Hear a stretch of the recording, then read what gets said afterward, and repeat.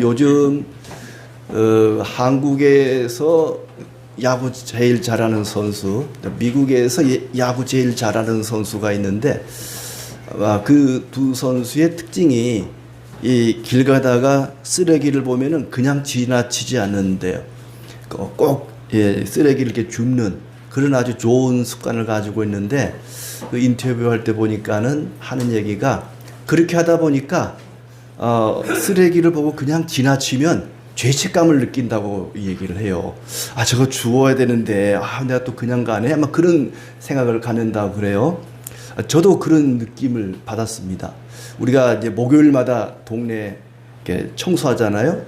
쓰레기 줍기를 하는데 목요일이 아닌 날도 교회 주변을 가다가 쓰레기가 보이면 저거 주워야 되는데 저 그냥 가면 안 되는데 그런 마음이 들어요. 사람이 참 습관이라는 게 중요한 것 같아요. 어떻게 습관을 들이느냐에 따라 사람의 어떤 인격이나 또 인품이 형성되고 그러는 것 같습니다. 우리가 규칙적으로 예배하고 규칙적으로 말씀 생활, 기도 생활하는 거 참 중요합니다. 좋은 습관이라고 할 수가 있죠. 그러나 그것이 이제 오래되다 보면은 습관화될 수 있습니다. 습관적인 예배, 습관적인 기도, 어떤 형식적인 의식에 치우친 그런 신앙생활이 될 수가 있죠. 그러니까 규칙적으로 뭔가를 하는 좋은 습관을 키우는 것은 참 좋은 일입니다만은 그것이 어떤 습관화되어 버리면 습관적으로 되는 것은 우리가 경계해야 되는 일이 아닌가 싶습니다. 오늘의 예배가 어떤 형식에 치우친 습관적인 예배가 아니라 하나님이 함께 하시고 또 주시는 말씀에 은혜가 넘치고 감사와 기쁨이 넘치는 그런 복된 예배가 되기를 축복합니다. 예수님께서 이 땅에서 마지막 일주일 동안 예루살렘에 들어가셔서 여러 가지 말씀을 가르치셨습니다. 예루살렘에 들어갈 때에 새끼 나귀를 타고 들어가셨어요. 아주 작고 연약한 힘없는 그런 새끼 나귀를 타고 예수님이 예루살렘에 들어가셨습니다. 그만큼 예수님은 겸손하시고 온유하시고 사랑이 많으시고 연약한 모습을 우리에게 보여주십니다. 그런데 예루살렘에 들어가자마자 첫 번째로 하신 일은 그런 모습과는 정반대의 모습을 보여주고 있습니다. 12절에 보시면은 예수께서 성전에 들어가사 성전 안에서 매매하는 모든 사람들을 내쫓으셨다. 돈 바꾸는 사람들의 상과 비둘기 파는 사람들의 의자를 뒤집어 엎으셨습니다. 요한복음에 보면은 심지어 노끈으로 채찍을 만들어 소와 양을 내쫓았다고까지 말씀하십니다. 아무래도 이스라엘 백성들이 이제 적어도 20살 이상 남자들은 1년에 3차례씩 성전을 찾아와야 되는데 성전세를 내야 됩니다. 근데 로마의 화폐에는 로마 황제의 얼굴이, 황제 화상이 그려져 있는, 새겨져 있는 겁니다. 그러니까 하나님의 말씀에 어떤 형상도 새기지 말라 그랬는데 그 계명에 어긋나는 것입니다. 그러니까 이스라엘 백성들이 로마의 화폐를 가지고 성전세를 바친다. 이것은 신앙적으로 도저히 용납할 수가 없는 거죠. 그래서 자기들이 평상시에 사용하던 이 로마의 화폐, 로마의 황제 화상이 그려져 있는 화폐를 성전에 가져와서는 드라크마로, 아무 화상도 그려져 있지 않은 드라크마로 교환을 해서 성전세를 내곤 했죠.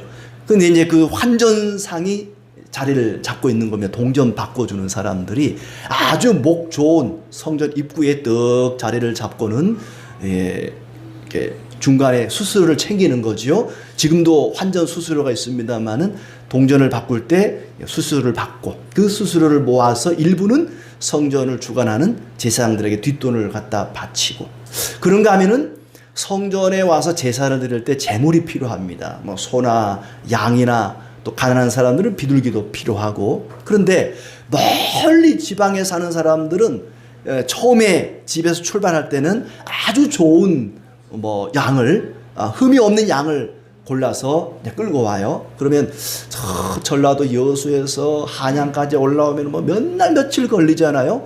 오는 동안에 흠 없는 양이 흠이 생기는 거예요. 오다가 발바닥에 가시가 찔릴 수도 있고 다리가 이렇게 접질려서 절 수도 있고 뭔가 이렇게 흠이 생길 수 있단 말이죠. 그러니까 사람들이 처음부터 이 가축을 끌고 오는 것이 아니라 돈을 가져와서 성전 주변에 와서 돈을 주고 좋은 가축을 사서 제물로 드립니다. 그런데 이 성전 주변에 성전 바깥에서 가축을 사가지고 들어오면은 제사장들이 다 검열을 할 때 이거 불합격. 이거 시력을 보니까 0.8밖에 안 되네. 적어도 1.0은 돼야지 합격인데 불합격. 어디서 샀어? 성전 밖에서 샀는데요. 이거 불합격. 이거 성전 안에 저쪽에 보니까 좋은 놈 파는 게 있던데. 그러면서 또 그쪽에서 사게 하는 거죠. 좋은 자리를 잡고 있는 또 가축 파는 사람들에게 가서 사게 하고 또 그 사람들에게 뒷돈을 받고 이런 일들이 성전 안에서 비일비재하게 일어났단 말입니다. 가난한 순례자들을 착취하는 그런 일들이 성전 안에서 일어났던 것이죠. 그래서 예수님께서 이제 화가 나신 겁니다.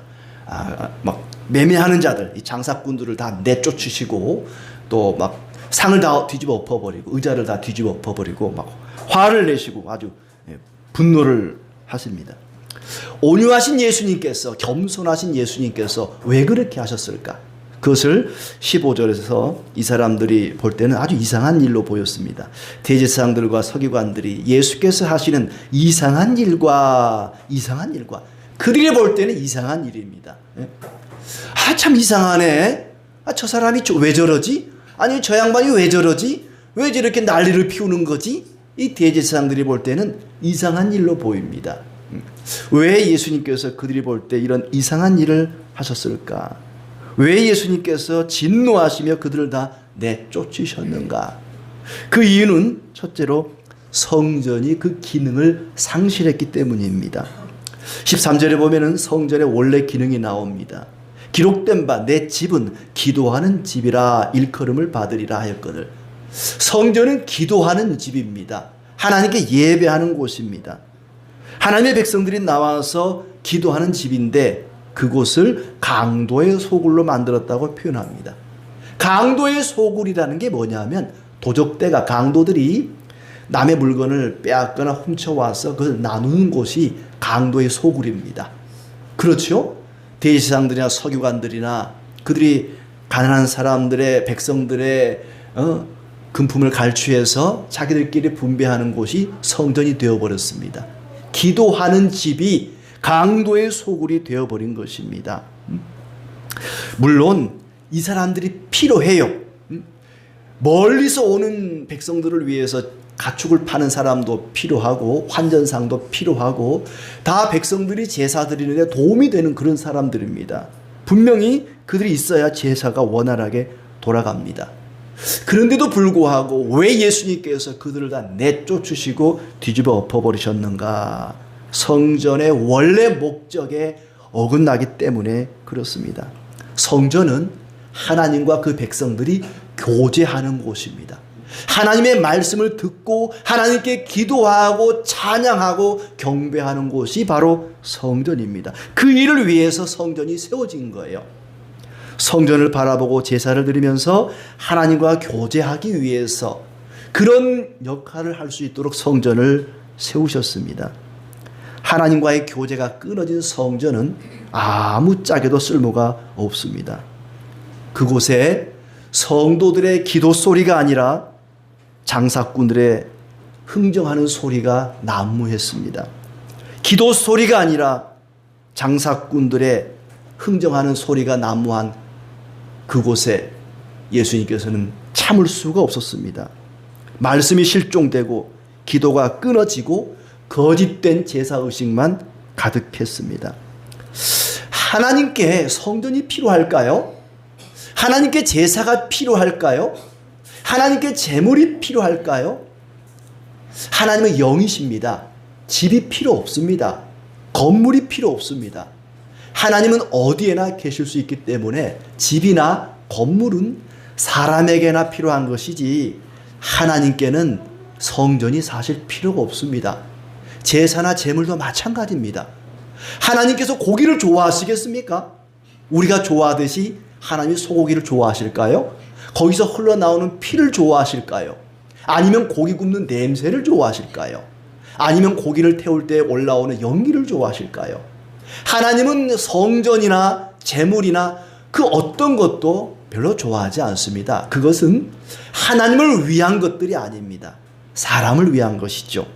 사람들이 재물을 가지고 나와서 하나님께 제사 드리면서 하나님의 말씀을 듣고 기도하고 찬양하고 그렇게 하나님과의 교제를 위해서 성전이 마련되었고 제사가 필요했던 것입니다. 순전히 모든 것들이 사람을 위한 것입니다. 사람이 하나님과 교제하기 위해서. 너희가 하나님과 교제하기 위해서 그냥 나오지 말고 제물을 가지고 나와라. 그 제물들은 너희의 죄를 대속할 대속의 제물들이다. 그 제물을 하나님께 드림으로 하나님과 너희가 교제하는 것이다. 그런데 그렇게 하나님과 그 백성들이 교제하기 위해서 만들어진 성전이 더 이상 교제를 할 수 없는 기능이 완전히 마비되어 버렸던 것입니다. 이방인의 뜰이라는 것이 있었죠. 성전에는 바깥 뜰이 맨 가장자리에 둘레는 이방인들의 뜰이었습니다. 거기는 이방인들이 들어올 수 있는 그런 곳인데 율법상 거기에서는 거래가 가능했어요. 이방인의 뜰에서는 물건을 매매하고 제사에 필요한 여러 가지 재물들을 거래할 수 있는 그런 제도가 있었습니다. 그런데 예수님은 심지어 이방인의 뜰조차 기도하는 집이라고 선포하십니다. 이방인의 뜰조차 기도하는 집이다 라고 말씀하십니다. 마치 이사야 56장 6절에 성전을 가리켜서 만민이 기도하는 집이라고 일컬은 것처럼 성전은 누구나 어떤 민족이든지 와서 기도하는 곳이다. 만민이 기도하는 집이고 만민을 위해서 기도하는 집이라고 말씀하셨습니다. 기도하고 고침받고 은혜를 누리는 곳이 바로 성전이죠. 여러 민족들이 성전에 와서 하나님의 말씀을 듣고 기도하고 찬양하고 또 은혜를 누리는 곳이 바로 성전이었습니다. 연약한 사람, 힘없는 사람, 병든 사람들이 찾아와서 하나님의 은혜를 사모하는 사람들이 찾아와서 은혜를 누리고 하나님을 높여 경배하는 곳이 성전이었습니다. 그리스도를 반대하는 사람들, 그리스도를 대적하는 사람들은 감히 있을 수 없는 곳이 성전이었습니다. 그런데 그리스도를 반대하고 대적하는 대제사장, 바리새인들, 서기관들이 그것을 차지하고 장사꾼들이 그것을 차지하고 하나님과 그 백성들 사이의 교제를 방해하는 것입니다. 예수님께서 화가 나겠습니까? 안 나겠습니까? 화가 날 수밖에 없는 거죠. 그래서 예수님께서 모든 매매하는 자들을 내쫓으시고 상을 뒤집어 엎으셨던 것입니다. 두 번째로 왜 예수님께서 이렇게 화를 내셨는가? 입만 무성하고 열매가 없었기 때문입니다. 9절 말씀에 보시면은 19절 말씀에 보시면 길가에서 한 무화과 나무를 보시고 그리로 가사 잎사귀밖에 아무것도 찾지 못하시고 나무에게 이르시되 이제부터 영원토록 네가 열매를 맺지 못하리라 하시니 무화과 나무가 곧 마른지라. 예수님께서 배가 고파서 무화과 나무에서 열매를 찾았습니다. 열매가 있으면 하나 먹어봐야겠다. 그런데 열매는 없고 잎사귀만 무성한 거예요. 무화과 나무의 역할은 열매를 내는 것입니다. 물론 잎사귀도 필요하지요. 나무가 자라기 위해서 유지되기 위해서는 잎사귀도 분명 필요합니다. 잎사귀가 필요 없는 건 아니에요. 그러나 잎은 무성한데 열매가 없는 것은 나무의 존재의 의미를 상실한 것이죠. 형식만 남고 의미가 사라져버린 성전을 바로 그렇게 비유하는 것입니다. 제사 의식, 제물을 드리는 형식은 남아있는데 그 어떤 거룩함이나 신실함이나 또 공의로움이 찾아볼 수가 없는 것입니다. 종교의 형식만 남아있고 사랑과 긍휼과 공의의 열매가 없는 이스라엘 백성들이 마치 잎만 무성하고 열매가 없는 무화과 나무와도 같았던 것입니다. 있어야 할 것이 없고 없어야 할 것만 있었습니다. 성전에 제사만 있고 공의가 없었습니다. 율법은 있는데 은혜가 없었습니다. 하나님을 사랑하고 이웃을 사랑하는 그 열매를 원했지만 종교적인 형식만 남아 있었던 것이죠. 백성들을 도와줘야 할 지도자들이 백성들을 이용해서 부당한 이득을 차지했습니다. 권력을 남용한 것이죠. 겉으로 볼 때는 잘 돌아갑니다. 백성들이 재물을 가지고 오고 돈을 가져와서 바꿔서 세금을 바치고 제사를 드리고 겉으로 볼 때는 아무 문제가 없어 보입니다. 그러나 예수님께서 보실 때는 열매가 없는 무화과 나무와 같았던 것이죠. 말은 많은데 행동이 없습니다. 23장 3절에 보시면 예수님께서 많은 무리들에게 무엇이든지 그들이 말하는 바는 행하고 지키되 그들이 하는 행위는 본받지 말라. 그들은 말만 하고 행하지 아니한다. 말만 많고 행하지 아니한다. 서기관들, 바리새인들 이 사람들을 가리켜 하는 말입니다. 말만 많고 행동이 없다는 거예요. 말은 많은데 행함이 없습니다. 잎은 무성한데 열매가 없는 무화과 나무와 같은 것이죠. 있어야 할 사람은 없고 엉뚱한 사람들이 그 자리를 차지하고 있습니다. 14절에 보면은 맹인과 저는 자들이 성전에서 예수께 나오매 고쳐주시니, 맹인과 저는 자들, 몸이 불편한 사람들입니다. 앞을 볼 수 없고 몸이 불편해서 누군가의 도움이 필요하고 하나님의 은혜가 필요한 사람들입니다. 연약한 사람들, 가난한 사람들, 몸이 아픈 사람들, 그들은 정말 하나님의 성전에 가서 기도하고 찬양하고 말씀을 들으면서 하나님께 고쳐주시기를 바라는 은혜를 간절히 사모하고 원했던 사람들입니다. 성전 안에 있어야 할 사람들은 바로 그들이었습니다. 그런 사람들이 성전 안에 있어야만 했습니다. 그런데 맹인과 저는 자들이 어떻게 되었습니까? 성전 밖으로 나왔습니다. 성전에서 예수께 나오매, 그들이 정말 있어야 할 곳이 성전 아니었습니다. 성전 안에는 장사꾼들이 아니라, 기득권자들이 아니라, 권력을 가지고 힘을 가진 자들이 아니라 바로 이렇게 하나님의 은혜를 사모하는 자들이 있어야 할 자리였습니다. 그런데 성전 안에 있어야 할 사람들은 없고 있어서는 안 되는 사람들이 그 자리를 차지하고 있었던 것입니다. 예수님께서 견딜 수가 없었습니다. 성전에 들어가서 기도하고 하나님의 은혜를 사모하는 이들이 성전 밖으로 쫓겨났습니다. 하나님의 도움과 은혜가 필요한 사람들은 성전에 못 들어오게 하고 오히려 자기들이 그 자리를 차지해서 부당한 이득을 갈취했던 것이죠. 예수님께서 화가 나셨습니다. 도대체 내 백성은 어디 가고 너희가 배만 불리고 있느냐 이놈들아 하면서 화가 나서 채찍을 휘둘렀던 것이죠. 화가 나지 않을 수가 없는 상황이었습니다. 세 번째로 왜 예수님께서 화가 나셨는가?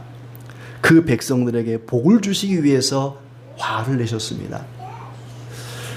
새로운 성전을 세우기 위함이었죠.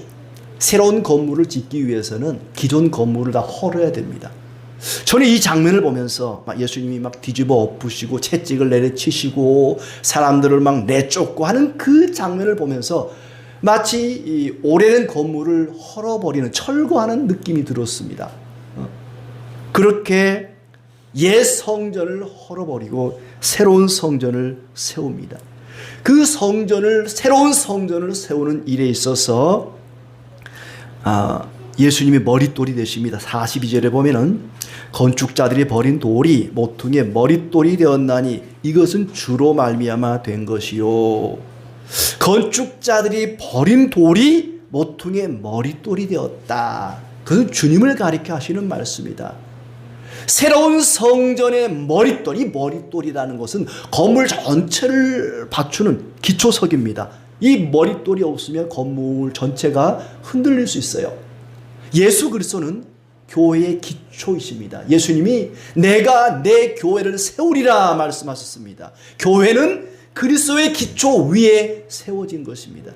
예수님께서는 새로운 성전인 교회를 세워서 그 백성들에게 복 주시기를 원하셨던 것입니다. 성전과 제사는 있는데 하나님과 진심으로 만나고 소통하고 교제하는 복된 삶이 없었습니다.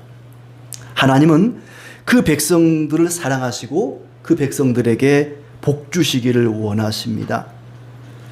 성도가 누리는 가장 큰 복은 하나님과 교제하는 것입니다. 하나님과 화목하는 것입니다.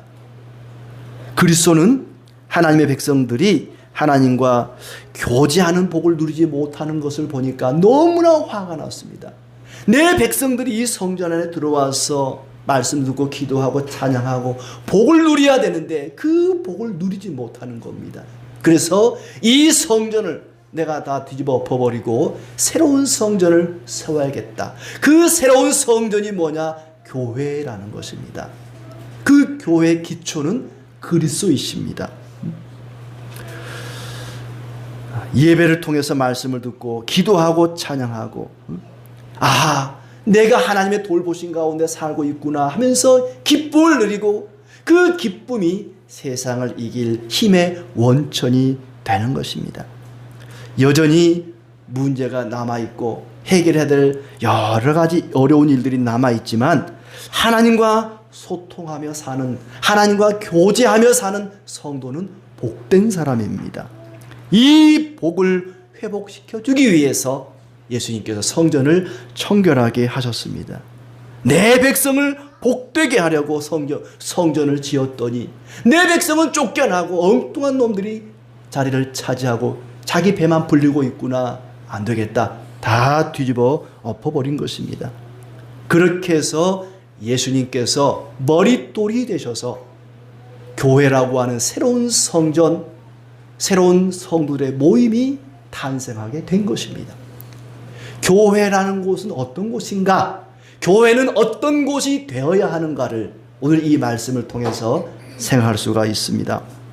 교회는 그리스도께서 영으로 거하시는 성령의 전입니다.